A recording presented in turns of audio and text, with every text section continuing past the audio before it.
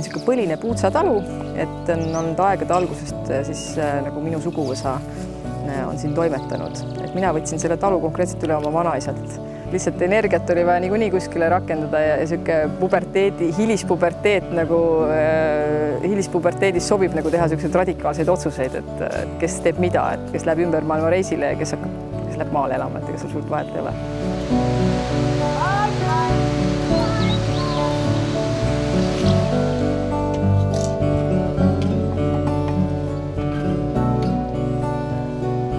Maja oli peaaegu kokku kukkumas, katus juba ja seinad olid veidi välja vajunud, piibelehed kasvasid köögiseina vahelt tuppa. Ja ega ma nii elasin ikka päris tubli 8 aastat kokku, enne kui ma suutsin hakata vaikselt otsast seda maja ehitama, et ehitustöö on teatavasti väga kallis.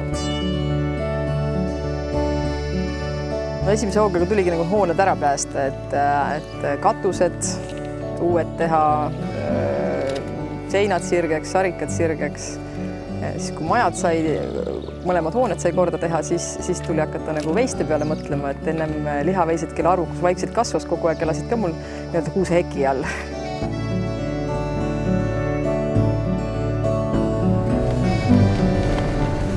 Nüüd ühest kohast ma pean välja ronima aia lahti tegema.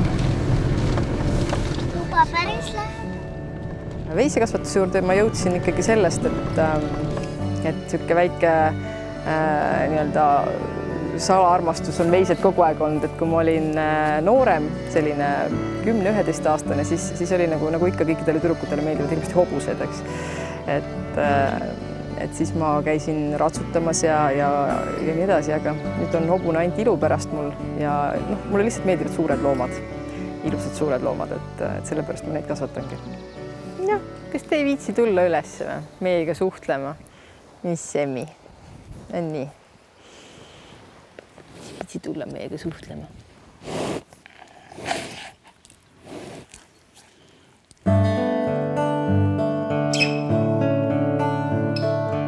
Nüüd, kui on juba lapsed olemas, siis nemad muidugi dikteerivad selle päevatöö, et enne lapsi oli lihtsam, et siis olid loomad kõige tähtsamad.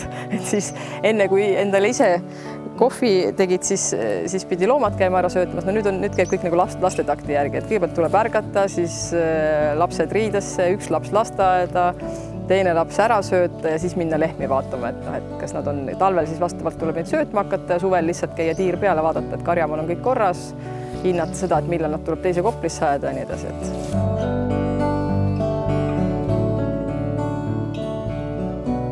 Et öeldakse, et niisugusel heal rohumaal kasvanud veiseliha, see on nagu hea vein.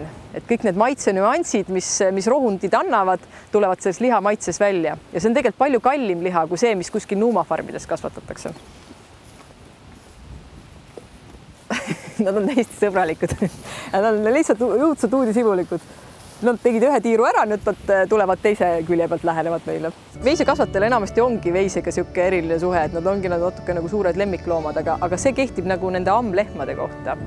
Et kes sul iga aasta on ühed ja samad loomad, nagu need siin on, et nende pullikestega sellist suhet ei tohi lasta, üldiselt ei tulegi. Et nad muutuvad juba selles realiseerimise ajal ajaks muutuvad selliseks parajaks tüütuseks, et siis on hea meel, kui lõpuks lahti saab. Ja kokkuvõttes mina olen nagu sõnastanud enda jaoks selle, et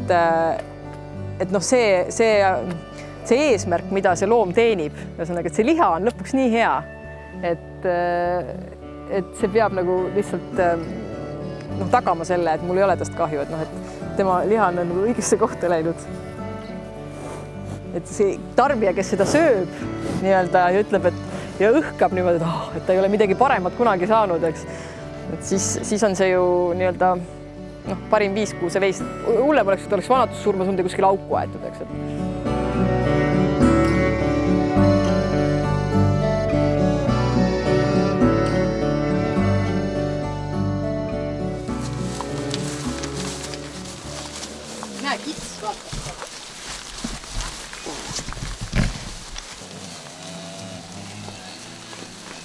Eestis on see veisekasvatus läinud meil mingit tükest kummalist rada pidi, et kõigepealt võetakse veised, räägitakse, et see on õudselt hea äri, ei peagi midagi tegema, muudkui söövad rohumaal ja kasvavad. ja siis, kui nad on juba aastates olnud, siis hakatakse muretsema selle pärast, et ei ole aedasid, ei ole lauta, ei ole turustuskanalit, et mida teha, et tekkis nagu grupp talunikke või farmereid, kes ei olnud rahul selle praeguse Eesti veiseliha turustamise viisiga, et kus ongi niimoodi, et ega seal suurt valikut ei ole, et sa viid oma liha nii-öelda kombinaati või veise ja siis see kombinaat nüüd ise otsustab, mis ta teeb, et panen viineri sisse või ei pane, eks, et noh, nagu väärtliha tükki nagu eraldi nagu ei propageeritud. Ja siis saigi 2010 sai loodud Liivimaa lihaveis. Et see oligi see mõte, et nagu väärtustada veis üleni ära. Et me iga aasta oleme, ütleme 50% käive tõuseb kogu aeg. et lihamüük, et restoranide põhiselt muidugi, aga ka jäämüüki siis, et restoranid siis avastavad järjest rohkem, et on, algselt oli see jutt, et noh, meie liha on liiga kallis, et noh, Lõuna-Ameerikast tuleb odavam ja Leedu lehm on üldse kõige odavam osta restorani sisse. Aga no ütleme, et on väga palju selliseid restorane ikka, kes hindavad kvaliteeti ja neid tuleb järjest juurde.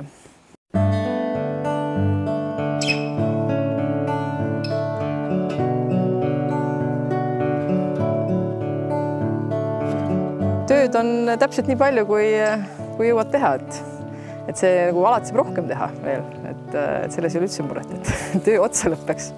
Ma enamus mu sõpru nagu nendivad kahetsusega, et no ja mis sul viga, et sina ju leidsid oma juured, et me teeks ka selliseid asju, kui meil oleks kus teha, et ei, see on nagu sihuke väga meeldiv elutöö.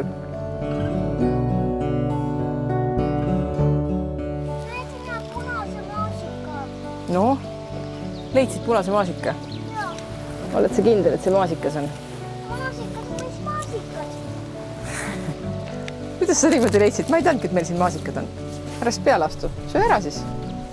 Või see must? See must, no peseme enne ära. Mine sinna, mine üle roni üles tagasi. Ma leidsin maasika, punase maasika.